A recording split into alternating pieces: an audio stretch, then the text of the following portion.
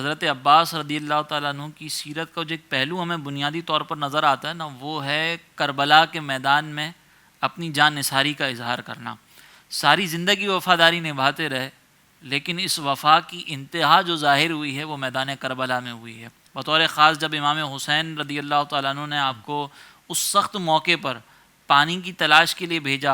اور پھر آپ وہاں پر جاتے ہیں اور وہاں پر دریائے فرات سامنے ہوتا ہے اور جو اپنی وفاداری آپ ظاہر کرتے ہیں، میں چاہوں گا کہ اس کے بارے میں آپ کچھ کلام فرمائیں کہ وہ وفاداری کیسی تھی اور وہاں پر آپ کا انداز کیا تھا. حضرت سیدنا عباس رضی اللہ تعالیٰ عنہ میدان کربلا میں شہید ہونے والے لوگوں میں اگر ہم آپ کو دیکھیں تو امام حسین سے پہلے جو آخری تیسری شہادت بعض مورخین نے لکھا ہے، تیسری شہادت جو ہوئی تھی وہ حضرت عباس رضی اللہ تعالیٰ عنہ کی ہوئی تھی. یعنی سارا جتنے نوجوان جو شہید ہوئے حضرت عباس نے ان کو ملاحظہ فرمایا اور ان کی مدد فرمائی، اور چونکہ آپ علمدار تھے وہ پہلے جانا چاہتے تھے میدان کربلا میں، لیکن امام حسین نے آخر تک آپ کو اجازت نہ دی. اور امام حسین یہ وجہ بتایا کرتے تھے کہ عباس اگر آپ چلے گئے تو آپ کے ہاتھ میں لشکر کا جھنڈا ہے، اگر آپ شہید ہو گئے تو پورا لشکر بکھر جائے گا. تو آپ آخر تیسرے ہیں جو آپ گئے. آپ نے جب اجازت طلب کی تب بھی مولا حسین نے منع فرمایا،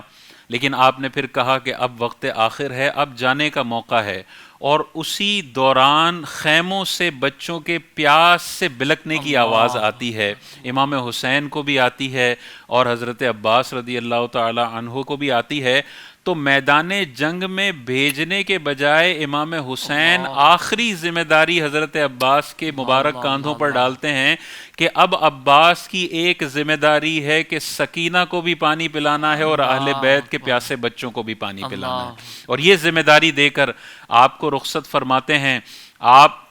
آگے بڑھنے لگتے ہیں تو امام حسین کہتے ہیں کہ پہلے بچوں سے مل لیں، کیونکہ مجھے یہ لگ رہا ہے کہ ہو سکتا ہے کہ آپ کی واپسی نہ ہو، آخری دفعہ بچوں سے مل کر جائیں. حضرت عباس ارشاد فرماتے ہیں کہ مجھ میں یہ طاقت نہیں ہے کہ میں اپنے پیاسے بچوں کو اس پیاس کی حالت میں ملاقات کر کے جاؤں. اب عباس بچوں سے ملے گا تو پانی پلا کر ان سے ملاقات کرے گا. امام حسین سے آپ اجازت لے کر روانہ ہوتے ہیں، اور روانہ ہوتے ہوئے جب گھوڑا دوڑاتے ہیں تو اللہ کی بارگاہ میں یہ دعا کرتے ہیں. کیا شاندار دعا ہے! آپ اللہ تبارک و تعالیٰ کی بارگاہ میں یہ دعا کرتے ہیں، اور روایتوں میں آتا ہے آپ اپنا چہرہ مبارک آسمان کی طرف بلند کرتے ہیں اور ارشاد فرماتے ہیں، اے اللہ مجھے قوت عطا کر تاکہ میں بچوں اور عورتوں کے لیے پانی لے جاؤں، اور میری اس کاوش کو تو اپنی بارگاہ میں قبول فرما لے. اور پھر اس لشکر کی طرف پہنچتے ہیں، اور لشکر کی طرف پہنچنے کے بعد ان سے ڈائریکٹ جنگ نہیں کرتے بلکہ ان سے خطاب کر کے ان پر حجت تمام کرتے ہیں. اور آپ ارشاد فرماتے ہیں کہ تم مسلمان ہو یا کافر ہو؟ تو یزیدی لشکر کہتا ہے کہ ہم مسلمان ہیں. تو آپ جواب میں یہ کہتے ہیں کہ کیا یہ اسلام ہے کہ ہر پرند اور چرند نہر فرات کا پانی پیتا ہے، اور تم خود بھی نہر فرات کا پانی پیتے ہو، اور آل رسول پر تم نے پانی بند کیا ہوا ہے، اور اس میں چھوٹے چھوٹے بچے ہیں جن پر تم نے پانی بند کیا ہوا ہے، یہ تمہاری مسلمانی ہے؟ اور پھر آپ آگے ارشاد فرماتے ہیں کہ تم حشر کی پیاس کو یاد رکھو، اس وقت تمہارے پاس پچھتاوے کے سوا کچھ بھی نہیں ہوگا. اب یہ ایسے جھنجھوڑ دینے والے جملے ہیں کہ جس کے دل میں رائے برابر بھی ایمان ہوگا وہ فوراً سرنڈر کرے گا کہ اتنی وجاہت والی شخصیت ہیں اور آل رسول کے لیے پانی مانگ رہے ہیں، اور میں یہاں کھڑا ہو کے ان کا پانی بند کرنے والا ہوں. یہ آخرت کی بربادی کا سوال ہے. ایسے جھنجھوڑ دینے والے جملے کے باوجود بھی سامنے ایسی بزدل اور ایسی بدبخت فوج تھی کہ وہ پھر بھی کہتی ہے کہ ہم آپ کا مقابلہ کریں گے اور پانی روکیں گے. پھر آپ ان کا زبردست طریقے سے مقابلہ کرتے ہیں. جو سامنے آتا ہے وہ سامنے سے آنے کی قوت نہیں رکھتا، کیونکہ حضرت عباس کی بہادری کا مقابلہ کرنے والی ہزاروں میں سے کوئی بھی ایک شخص نہیں ہے.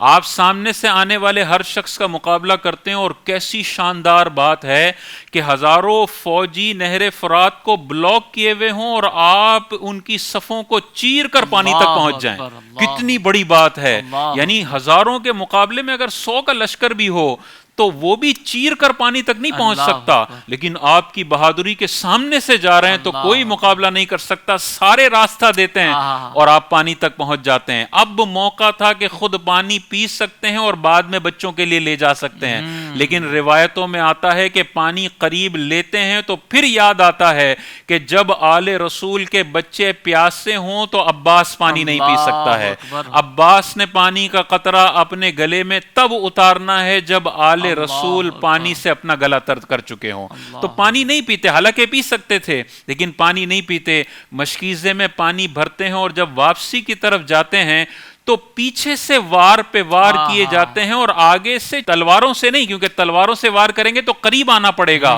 اور قریب آنے کی کوئی جرت نہیں رکھتا، دور سے تیروں کے وار کیے جاتے ہیں۔ روایتوں میں آتا ہے سینہ نظر نہیں آتا اتنے تیر آپ کو لگائے جاتے ہیں، اور پیچھے سے آپ کے اس ہاتھ پر وار کیا جاتا ہے جس میں مولا عباس کی تلوار ہوتی ہے،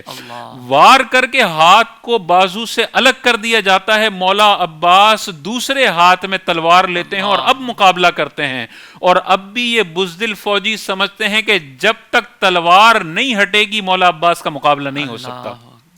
تو پھر ایک بدبخت آتا ہے جو دوسری طرف سے وار کرتا ہے اور دوسرے ہاتھ کو بھی شہید کر دیا جاتا ہے۔ آپ وہ مشکیزہ زبانوں میں پکڑ کر اپنے خیمے کی طرف بڑھنے کی کوشش کرتے ہیں اور خون بہہ رہا ہوتا ہے، تو ابن زیاد کے لشکر میں یہ پیغام دیا جاتا ہے کہ اب حضرت عباس کے مشکیزے پر تیر برساؤ کہ یہ پانی آل رسول تک نہیں پہنچنا چاہیے، اور تیر برسائے جاتے ہیں اور وہ پانی سارا ضائع ہو جاتا ہے، اور آخر میں ایک بدبخت آتا ہے جو مولا عباس کے سر پہ گرز مارتا ہے، جس سے آپ کے سر مبارک میں اتنا بڑا شگاف ہوتا ہے اور آپ زمین پر تشریف لاتے ہیں، اور ایسے شاندار انداز میں اللہ تبارک و تعالی نے اس بہادر کو شہادت عطا فرمائی کہ آپ جب شہید ہوتے ہیں اور امام حسین کو آپ کی شہادت کی خبر پہنچتی ہے تو اب تک جو امام حسین میدان کربلا میں زبردست انداز میں آگے قیادت کرتے ہوئے نظر آتے ہیں، آپ ارشاد فرماتے ہیں